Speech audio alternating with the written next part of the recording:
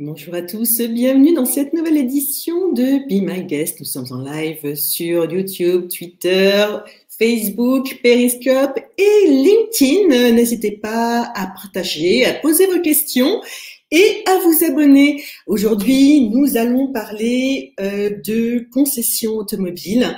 2020 est, à n'en pas douter, une année charnière. La crise sanitaire a durement touché de nombreux secteurs économiques et tout particulièrement l'automobile qui a vu ses ventes s'effondrer de plus de 70% en dépit du plan de relance de l'État. Le secteur n'a d'autre choix pour survivre que de se réinventer. La concession traditionnelle est-elle appelée à disparaître pour laisser la place à un monde digital avec des showrooms virtuels et des e-vendeurs? Pour en parler, je suis heureuse d'accueillir aujourd'hui le charismatique et anticonformiste dirigeant de LS Group, Édouard Schumacher. Bonjour Édouard, merci d'être là avec nous. Alors Édouard, vous dirigez donc LS Group. LS Group, c'est 21 marques, 50 établissements, 1500 salariés. Est-ce que vous pouvez nous en parler un petit peu plus ? Alors oui, avec grand plaisir. Effectivement, LS Group, c'est d'abord une histoire puisque le nom est assez mystérieux et c'est le nom de deux familles de l'automobile. Le L, c'est pour Lamiro, le S, c'est pour Schumacher, c'est ma famille. Et Olivier Lamiro et moi-même, nous avons décidé de nous associer il y a maintenant 2 ans. Alors, ce qui est intéressant dans notre histoire, et c'est toujours très intuitu personné dans l'automobile, c'est toujours une affaire d'hommes et j'espère demain de femmes, beaucoup plus de femmes puisque c'est un moteur chez nous. Ce sont nos parents, le père d'Olivier et mon père, qui ont été d'abord amis et qui se sont cofondés puisque c'est le père d'Olivier qui a nommé le mien concessionnaire Renault en 1963, donc ça remonte. Et Olivier Lamiro, lui, de son côté, a appris le métier de l'automobile aux côtés de mon père. Et tous les deux ont fondé des groupes de distribution. Et lorsque j'ai intégré l'automobile, moi, en 2007, c'était suite au décès de mon père, Olivier Lamiro, je ne connaissais pas l'histoire qui liait nos deux familles, eh bien, c'est devenu un ami. Et un ami, un respect mutuel sur le plan professionnel aussi, et trop d'histoires et trop de points communs pour ne pas décider de s'associer. Et c'est ce que nous avons fait il y a maintenant 2 ans. Alors, vous êtes rentré précipitamment dans l'automobile, dans le groupe en 2005, suite au décès de votre papa. Alors, vous m'avez dit que au départ, c'était par devoir et que c'est devenu en fait un choix. Effectivement, c'était par devoir puisqu'à l'origine, rien ne me prédestinait à l'automobile. Alors bien sûr, là, on me voit dans les bras de mon père. Et puis c'est vrai que je dis ça, mais j'ai été biberonné à la marque Renault notamment, qui était la marque historique du groupe à l'origine, en tout cas sur la partie Schumacher. Et depuis tout petit, j'ai toujours joué avec des véhicules, mais au fond, rien ne me destinait à l'automobile. Moi, très parisien, à l'époque 25 ans, j'ai passé mon permis tard. Je n'étais pas appelé à un métier que j'imaginais traditionnel. Donc effectivement, c'est par devoir que j'ai intégré l'automobile puisque mon père était décédé. Il fallait un membre de la famille pour reprendre la direction d'un groupe en plus qui vivait une situation extrêmement compliquée, extrêmement difficile. Donc c'est presque par devoir, par deuil que j'ai intégré cette entreprise. Et puis je me suis mise à l'aimer. J'ai rencontré pas seulement des hommes, j'ai rencontré des femmes, pas assez à l'époque, et c'est ce qu'on a essayé de changer depuis, des personnalités, des métiers, des enjeux, des problématiques, et puis aussi un produit qui est au fond toujours aussi exceptionnel. L'automobile, ça fait rêver tout le monde, et je me suis mis à aimer l'automobile. Et c'est comme ça que j'ai eu envie d'y rester. Et j'ai envie d'apporter ma pierre aussi à tous ces changements qu'on va évoquer dans quelques instants. Alors, je pense effectivement que vous y êtes parvenu. Au début, le groupe Schumacher, c'était essentiellement Renault. Depuis, vous vous êtes fortement développé. Vous avez redressé très rapidement, en 2 ans, le groupe. Et aujourd'hui, vous avez 1500 collaborateurs. Et je disais tout à l'heure, 21 marques qui vont de la marque d'entrée de gamme jusqu'au plus grand luxe, puisque vous avez Bugatti et depuis peu McLaren également. Exactement. Alors souvent on oppose les marques entrée de gamme et puis les marques que nous appelons sportives. On nous dit que ce sont des marques de luxe, ce sont avant tout des marques sportives, puisque dans leur ADN, il y a ce caractère sportif, celui de la compétition, celui de la remise en question toujours avec beaucoup d'humilité pour améliorer les performances, et puis cette notion d'équipe. Et en fait, ce caractère sportif, moi je l'ai appris où? Je l'ai appris chez Renault, je l'ai appris chez Volkswagen, je l'ai appris chez Fiat, je l'ai appris aussi chez Audi, je l'ai appris chez Toyota, dans ces marques généralistes. Et c'est bien ces marques généralistes, leur ADN, j'ai tendance à dire que nous sommes un peu des chats de gouttière, les process, les méthodes, le courage de nos collaborateurs au quotidien qui nous ont permis de représenter ces marques sportives. Mais j'aurais tendance à dire que notre caractère dans l'ensemble au niveau du groupe, il est sportif. Donc là, on aperçoit la concession McLaren. Donc effectivement, vous avez McLaren en marque sportive, vous avez Bugatti et vous avez aussi Lamborghini. Bien sûr, et Maserati aussi. Et Maserati. On parle de ces 4 marques, et puis il y en a une 5e qui est ma marque de cœur, tout particulièrement, puisque c'est une marque française, d'ailleurs comme Bugatti. Hein. Bugatti et Alpine, j'allais venir à Alpine, sont des marques françaises. Elles sont fabriquées, assemblées en France, et quand on parle d'Alpine, il y a un vrai ADN qui nous prend tous aux tripes, quelles que soient les générations. On pourrait penser que c'est la génération plutôt de nos parents, mais moi je vois cette jeune génération qui est fan de la marque Alpine, parce qu'il y a l'histoire, parce qu'il y a les racines, parce qu'il y a l'héritage, cette fabrication française, cette humilité, et puis cette fierté d'avoir pu développer au sein du groupe Renault un produit que je trouve complètement exceptionnel.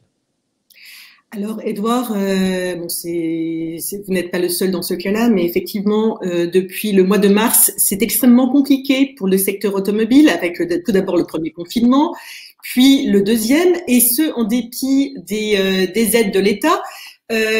Comment vous avez vécu cette période et comment vous la vivez encore aujourd'hui? Est-ce qu'il y a une différence entre le premier confinement pour vous et le deuxième? Alors effectivement, il y a une différence entre les deux confinements, en tout cas la manière dont moi je le vis. Le premier a été, dans les premiers instants, très effrayant, puisque c'était la première fois que l'ensemble de nos établissements étaient fermés. Hein. Il faut se dire que nous, on est dans un fonctionnement presque industriel de nos établissements. Il y a du monde, il y a des clients, il y a du flux en permanence. Et pour la première fois, lors du premier confinement, il a fallu fermer ces établissements plus d'une journée. Et c'est ça que j'ai trouvé aussi effrayant. Moi, je n'ai jamais connu ça de ma vie, en tout cas dans ma carrière professionnelle. Et on ne savait pas à ce moment-là combien de temps durerait cet arrêt et si cet arrêt ne serait pas tout simplement définitif puisqu'on ne savait pas à quoi s'attendre. Mais au-delà de la sidération, très vite, le devoir et le naturel a repris le pas sur nos craintes et c'était tout le poids de la responsabilité pour nos collaborateurs et nos clients. Premier confinement, tout était fermé. Mais ce qu'il faut savoir, c'est que nos ateliers avaient le droit de rester ouverts. Et nos ateliers sont restés ouverts pour soutenir les forces médicales, les pompiers, les forces de police, en fait, tout ce personnel qui avait le droit de se déplacer. Mais c'était extrêmement compliqué parce que lors du premier confinement, nous n'avions pas les équipements de protection. Quelques mois plus tard, je peux vous annoncer qu'au niveau du groupe, on a dépensé plus d'1 million d'euros pour protéger et nos collaborateurs et nos clients.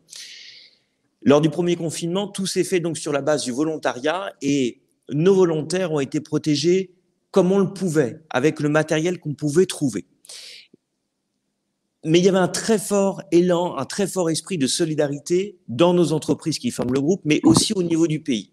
Et c'est peut-être ce qui a changé en fait avec ce deuxième confinement, parce que ce deuxième confinement, je ne vais pas jeter la pierre au gouvernement, je pense que la tâche est suffisamment difficile comme ça et je ne sais pas si je serais capable de faire mieux, mais on a du mal à trouver notre rythme.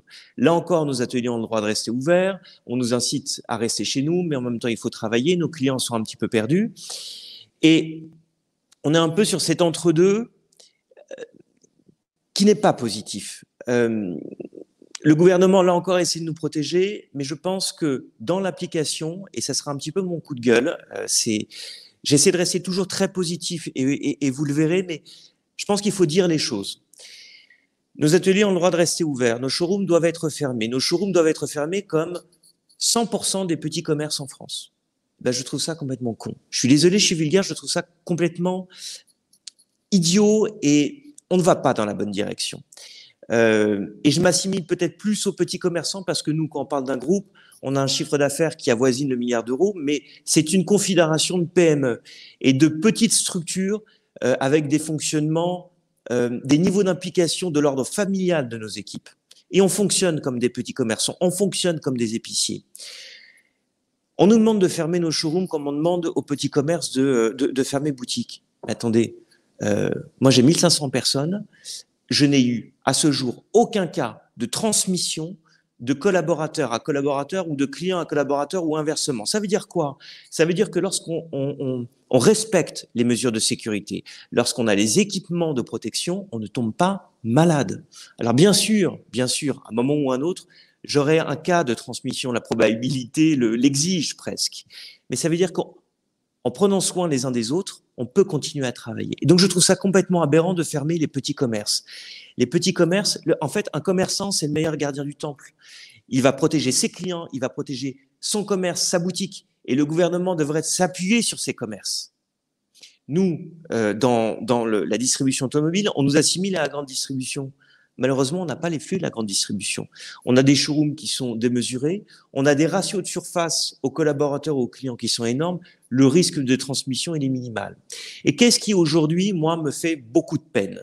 Quand j'entends parler de cette libraire marseillaise qui, pour la 3e fois, se voit fermer boutique et qui réouvre, on parle de la culture, on est quand même en France, et qui dit, mais moi, si je ne peux pas ouvrir magasin, je risque de ne jamais réouvrir. Merde, on ne peut pas laisser ça comme ça. On ne peut pas lui faire fermer boutique, c'est pas possible, c'est complètement aberrant. Je comprends que les écoles restent ouvertes, on comprend tous toutes les raisons. Je comprends que les transports en commun restent ouverts. Soyons intelligents avec les petits commerces.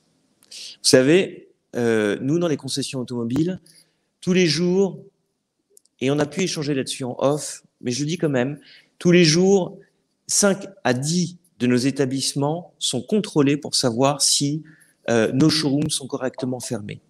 Nos collaborateurs sont, ou en tout cas ce sont des tentatives de piéger nos collaborateurs par des représentants de l'État pour savoir si nous sommes réellement fermés comme nous devons l'être.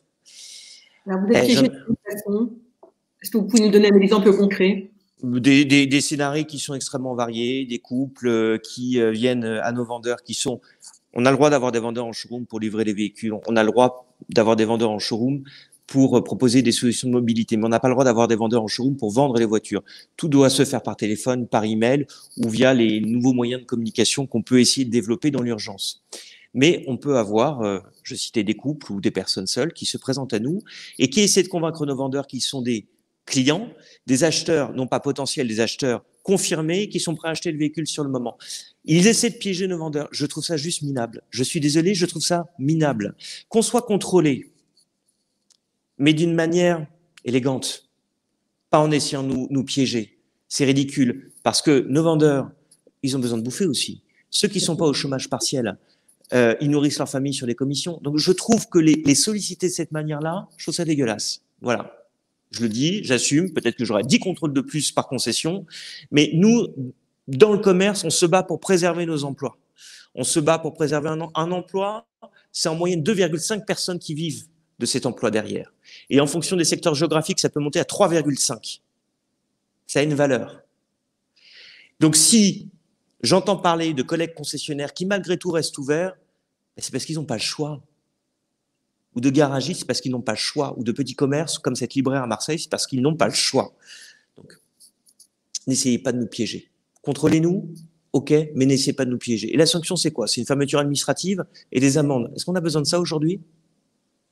Et puis après, quand on aura un peu plus de chômeurs en sortie de ce deuxième confinement, on se posera la question de savoir pourquoi. Ben, je trouve ça juste complètement aberrant. Excusez-moi, c'était mon coup de gueule. Pourtant, je suis toujours très positif. Mais il faut dire les choses.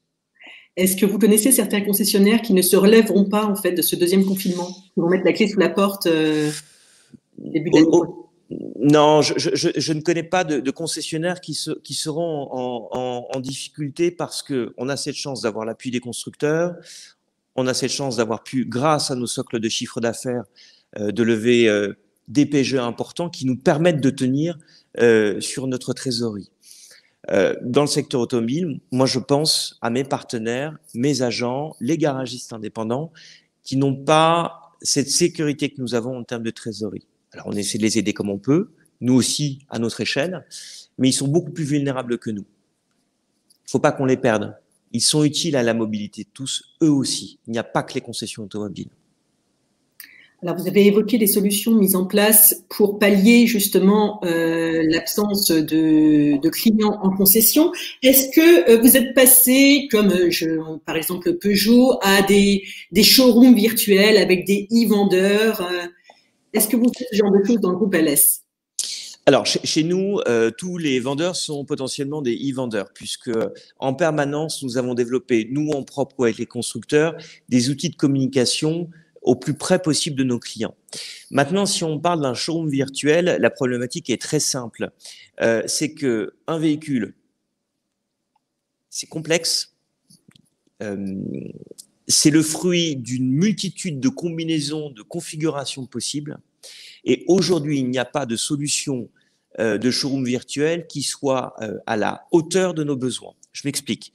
Nous, chez LS Group, nous avons cette chance d'avoir des implantations parisiennes. Et en partenariat avec Station F, avec le CNPA et avec le Move Lab, qui est l'incubateur automobile au sein de Station F, nous sommes au contact de toutes les startups. Et justement, nous essayons de déceler parmi ces startups les solutions technologiques et pourquoi pas les accompagner et les tester chez nous, de manière à mettre en place des showrooms virtuels. Mais aujourd'hui, il y a quand même des contraintes techniques qui ne sont pas levées. Un showroom virtuel, vous pouvez le voir dans d'autres types de produits ou services, mais dans l'automobile, je prends l'exemple d'une Fiat 500. Une Fiat 500, ça peut faire l'objet de 500 000 combinaisons différentes. Et quand vous mettez en place un showroom virtuel, en réalité, vous avez une équipe de photographes, de techniciens qui vient modéliser ou prendre des photos de votre showroom et du véhicule. Le problème, c'est que nous, les véhicules, on en vend 50 000 par an. Donc, vous imaginez le débit, le flux à l'intérieur de la concession. Donc, pour le moment, on n'a pas de solution de showroom virtuel qui soit efficace. Et d'ailleurs, comment est-ce qu'on s'en rend compte? C'est que vous citiez tout à l'heure une chute de marché de l'ordre de 70%. Moi, je pense que sur le mois de novembre, on va être même de l'ordre de 85%. Ça veut dire quoi? Ça veut dire que les clients, ils ont aussi besoin encore de passer en concession pour échanger avec le vendeur. Il y a un lien social qui est important, mais surtout pour mesurer, pour voir, pour toucher encore le véhicule. On n'ira jamais vers une digitalisation à 100%. Et d'ailleurs, quand vous voyez des pure players comme Amazon, eux-mêmes cherchent aujourd'hui du retail physique. C'est nécessaire. C'est la combinaison et l'équilibre des deux qui sera efficace demain pour distribuer l'automobile. Mais même le mot distribution de l'automobile, il est archaïque. Hein. Ce sont des solutions de mobilité qu'on va proposer. Des services, de plus en plus. Tout à fait. Alors, vous avez décidé, faute de digitaliser, de communiquer différemment. Et vous avez publié plusieurs vidéos sur YouTube, une web-série qui tranche totalement avec une communication traditionnelle et qui montre l'automobile et le métier concessionnaire sous un jour différent. Alors, je vais vous montrer un extrait, ma web-série préférée, enfin mon extrait préféré, c'est le dernier que vous avez mis en ligne et on va en parler juste après. Nous, dans le groupe, on a à peu près 8 à 10% de nos collaborateurs qui sont des apprentis. On n'a pas peur de l'apprentissage, au contraire. On parle beaucoup du savoir-faire, mais il y a le savoir-être. Et le savoir-être, c'est même plus important que le savoir-faire. Le savoir-être, c'est respecter l'autre. C'est l'humilité, c'est l'engagement, c'est la conscience de l'autre. C'est l'anticipation aussi pour l'autre. C'est ce qu'on appelle juste la solidarité. Quand tu as quelqu'un qui est à terre, tu lui tends la main et tu l'aides à se relever. Ça, c'est la solidarité. Quand tu travailles en équipe, que ce soit dans l'entreprise, dans le sport ou ailleurs, tu tends la main à l'autre. Parce que tout seul, tu n'es pas capable de t'en sortir. Quand je vois cet extrait-là, le mot qui me vient à l'esprit, vous allez me dire ce que vous en pensez, c'est néopaternalisme ou alors ce qu'on appelle aussi patron-humanisme. Vous placez en fait l'humain au centre de vos préoccupations. Effectivement, au quotidien, on place déjà nos 1500 collaborateurs au centre de nos préoccupations. Alors 1500, c'est un gros chiffre, mais en réalité, c'est ce que je disais, c'est une confédération de petites entreprises avec des managers locaux, avec un attachement local, un enracinement local, un rapport à nos clients. En fait, ce qui fait la différence entre nous et les grandes boîtes internationales, c'est que chez nous, personne n'est anonyme. J'ai pas la chance de connaître tous nos collaborateurs. Il y a forcément un turnover, il y a des entrées, il y a des sorties. Mais si jamais je ne connais pas le collaborateur, j'aurai toujours quelqu'un qui sera capable de me parler de lui, de son histoire, de ses passions, de ce qu'il aime. Et je pense qu'aujourd'hui, c'est ça qui qui fait toute notre différence, qui donne toute notre importance à nous, les entreprises, en l'occurrence françaises, les PME jusqu'aux ETI, c'est que chez nous, personne n'est anonyme. Et on a besoin de ce lien social. On en parlait, on vit des horreurs aujourd'hui, comme celle de Conflans-Sainte-Honorine. Mais partout en France, on a des fractures. Quand on voit les mouvements sociaux, quand on voit les gilets jaunes, c'est qu'il y a un profond malaise. Peu importe qui a tort et qui a raison, il y a un profond malaise. Il y a presque une crise sociétale. On évoquait, on voit la misère à nos portes avec le problème des migrants. Ce sont bien des personnes qui sont poussées par des horreurs politiques, des horreurs économiques, des horreurs sanitaires. Nous, les entreprises, je pense qu'on a un rôle à jouer. L'État ne peut pas tout, on le sait. Et déjà, il fait beaucoup dans cette crise. Même si je suis pas d'accord avec toutes les applications, il fait beaucoup. Et pour ça, il faut respecter l'action de l'État et du gouvernement. Il faut être discipliné. Et je pense que nous, on a un rôle parce que on voit toutes les générations sont à la recherche de valeurs. Et les valeurs ne sont pas des nouvelles valeurs, ce sont des valeurs traditionnelles. Et dans cette série, on parle de quoi? On parle de solidarité. Il faut rester solidaire. On parle de rester positif. On parle de regarder devant. Alors bien sûr, regarder devant, c'est en ayant la mémoire. C'est extrêmement important. Parce que c'est la mémoire qui va nous aider à nous projeter. Il ne faut pas oublier ses racines. En revanche, il ne faut pas regarder systématiquement en arrière en se disant que hier c'était mieux. L'âge d'or, c'est toujours a posteriori qu'on l'écrit. Et puis il y a l'avenir qu'on peut léguer à nos enfants. Et c'est à ça qu'il faut qu'on s'attache. Et il ne faut pas se dire c'est foutu. En fait, il faut se dire allez, moi à ma petite échelle, je vais essayer de contribuer à ce que demain soit meilleur, pour moi bien sûr, pour mes proches et pour ceux qui viendront après moi. Et si on fait tout ça, vous voyez, je suis un peu naïf, mais je pense qu'on peut former une chaîne et c'est un peu une chaîne d'espoir. Et je pense qu'on peut faire bouger les choses.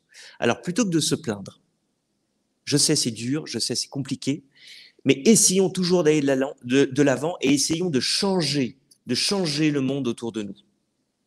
Et on a tous un petit rôle à jouer. C'est ce qu'on essaie de dire. Et vous réussissez très bien. Vous parliez d'avenir. Alors, les concessions automobiles, comment voyez-vous leur avenir? Est-ce que les gros vont survivre et les petits vont disparaître? Est-ce que ça va être de plus en plus digital? Comment vous voyez la vente automobile demain? Alors, effectivement, la vente automobile, en premier lieu, elle va être de plus en plus digitale. Mais en fait, il ne faut pas voir le digital comme une rupture. Ça doit être une extension de nos métiers traditionnels. Le digital n'est pas une fin en soi, ce ne sont pas les robots qui vont nous remplacer.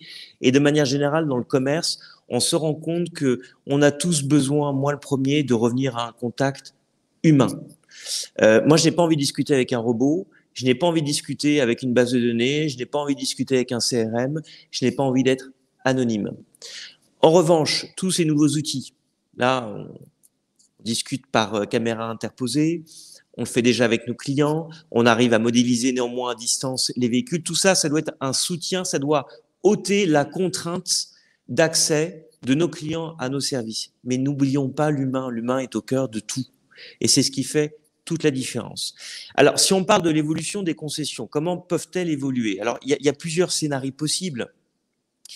Le scénario principal est de dire qu'il va y avoir quand même un phénomène de consolidation des concessions. Pourquoi? Parce que nos rentabilités, elles sont de plus en plus faibles, parce que nos besoins en investissement, et c'est pas seulement de la R&D, la R&D, elle est pour partie chez les constructeurs, pour partie chez nous, quand on parle de nouvelles solutions digitales, mais je parle du capital humain. C'est un de nos premiers postes de dépenses. Et de manière générale, la masse salariale est notre premier poste de dépense.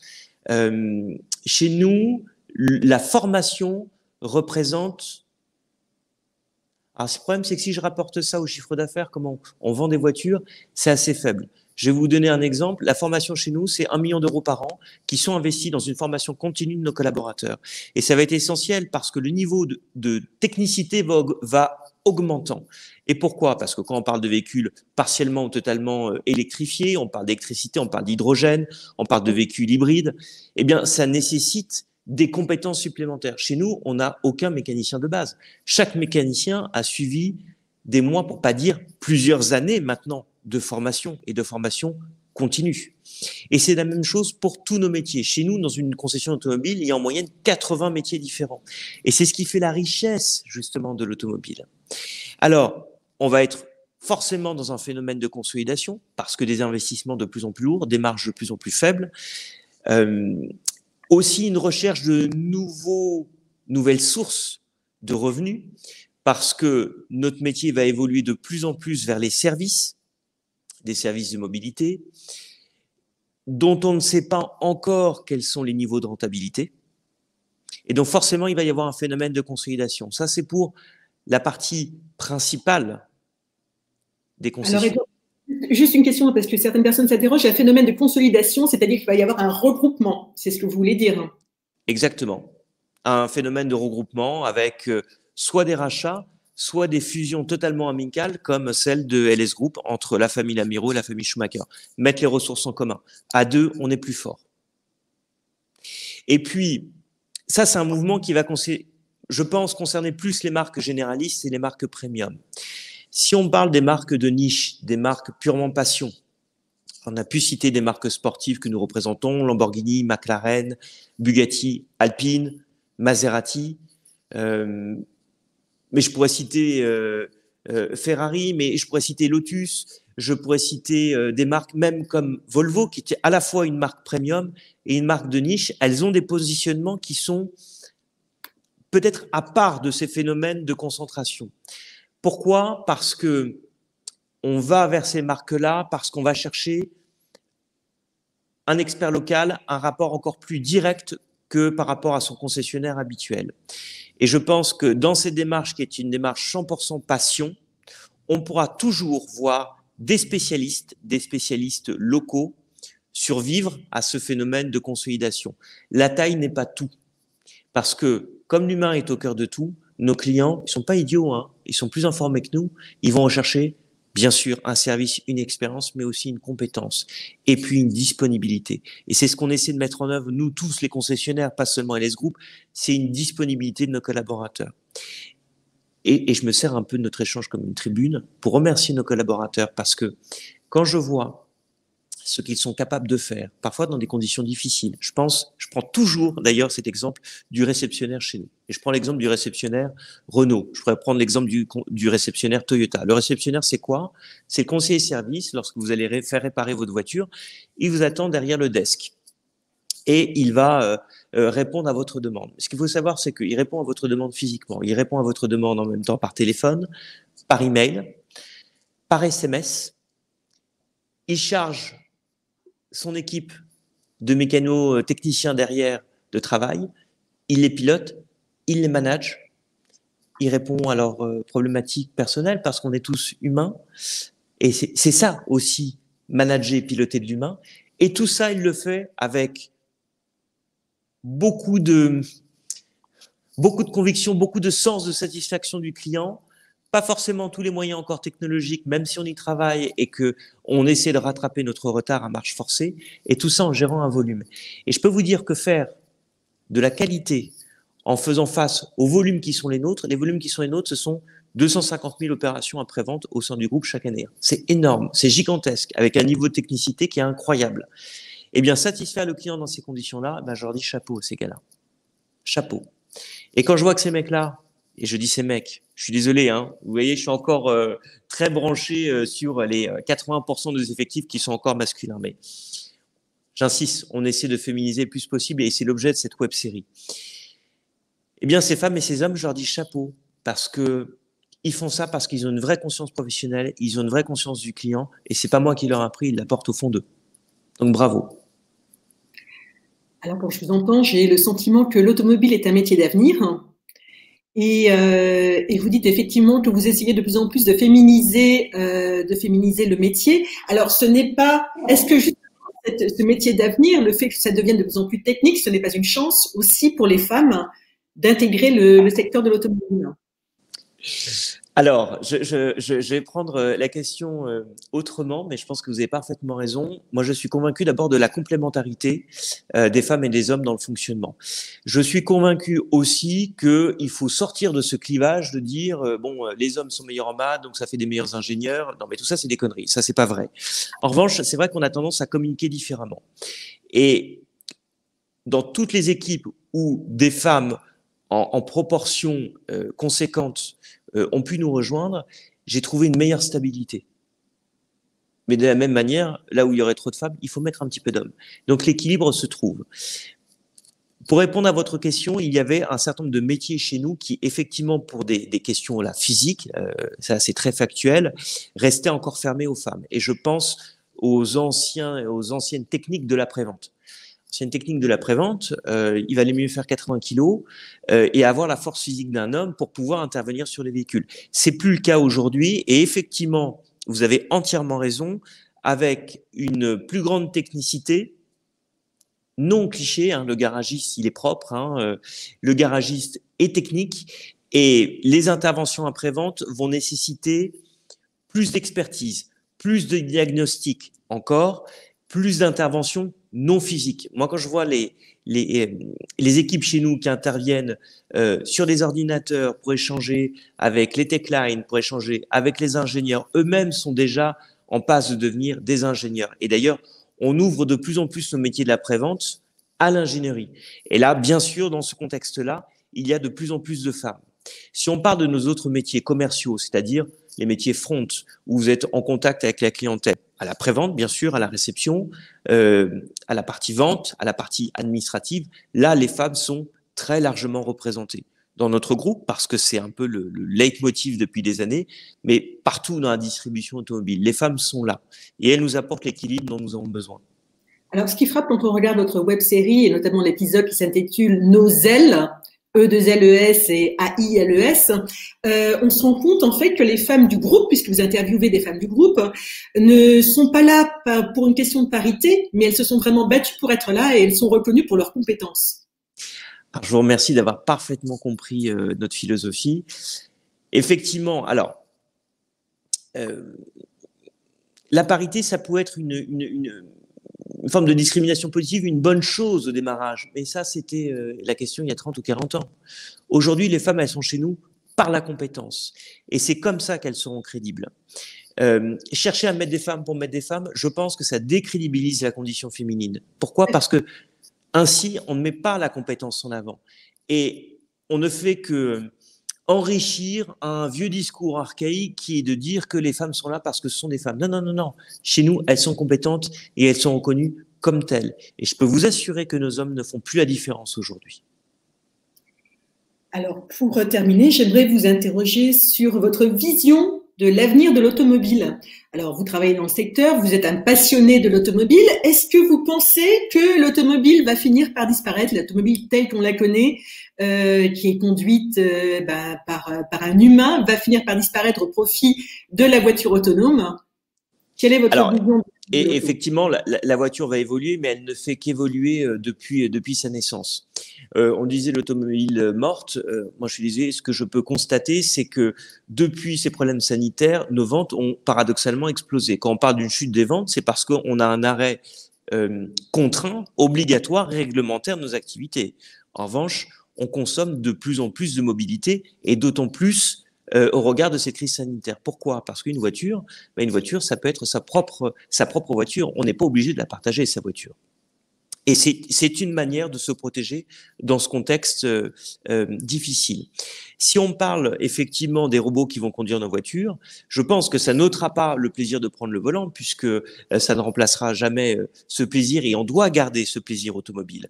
En revanche, moi je trouve ça assez formidable de se dire que peut-être que dans 10-15 ans, nous aurons des voitures autonomes. Une voiture autonome, c'est quoi ? C'est effectivement une voiture qui est conduite par un robot. Qu'est-ce qu'on fait dans une voiture autonome ? On y vit, on y mange, on y discute, on y travaille. Et sur le plan sociétal, ça peut emporter des conséquences assez extraordinaires. Aujourd'hui, vous êtes contraint par les embouteillages. Un robot qui conduit à votre place, d'abord, il va partir à la bonne heure. Il va permettre de fluidifier la circulation. Mais ensuite, il va ôter cette contrainte de l'embouteillage puisqu'il va conduire pour vous. Et le temps de trajet ne sera plus subi, puisque vous allez pouvoir le mettre à profit pour discuter avec vos enfants, avec vos amis, pour dormir, pour habiter de nouveau votre voiture comme si c'était un peu une deuxième maison. Et ça peut aussi bouleverser, et je parlais du plan presque sociétal, même nos lieux d'habitation. Aujourd'hui, 2 heures de transport, c'est une contrainte. Demain, ça peut être un véritable atout. Donc moi, je suis convaincu que la mobilité, à travers la voiture, elle a plus que jamais sa place.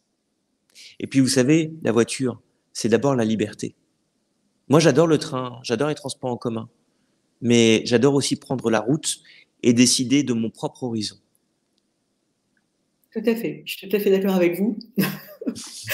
Alors, Edouard, pour conclure, hein, alors vous représentez quand même des marques qui font rêver. On mentionnait tout à l'heure Lamborghini, McLaren et puis Bugatti. La voiture de vos rêves? C'est celle que vous aimez acheter? Vous n'allez pas aller loin. Hein. Je suis plus dans le très grand luxe. Donc... La voiture de mes rêves, quand on parle de toutes ces mutations, je pense que c'est celle de demain. La voiture va tellement changer que c'est incroyable. Bien sûr, aujourd'hui, une Bugatti me fait rêver, une McLaren Senna comme celle-ci me fait rêver, une Alpine me fait rêver au quotidien, puisque c'est ma voiture au quotidien. Mais quand je vois les véhicules électriques chez Audi, chez Volkswagen, l'hybridation chez Toyota, j'ai l'impression déjà de... c'est un peu rencontre avec le troisième type. J'ai l'impression de vivre déjà un film d'anticipation. Donc, je trouve ça assez incroyable. Et quand j'imagine à quel point les voitures vont encore changer, ben je vous dirais c'est celle de demain. Et puis comme j'aime l'automobile, ce sera aussi celle d'après-demain et du jour d'après encore. Parce qu'on aime changer de voiture aussi. Tout à fait. Tout à fait. Écoutez, merci beaucoup Edouard pour ce passionnant entretien et bravo aussi pour votre web série qui tranche totalement avec l'image qu'on a, l'image traditionnelle, le cliché du concessionnaire automobile.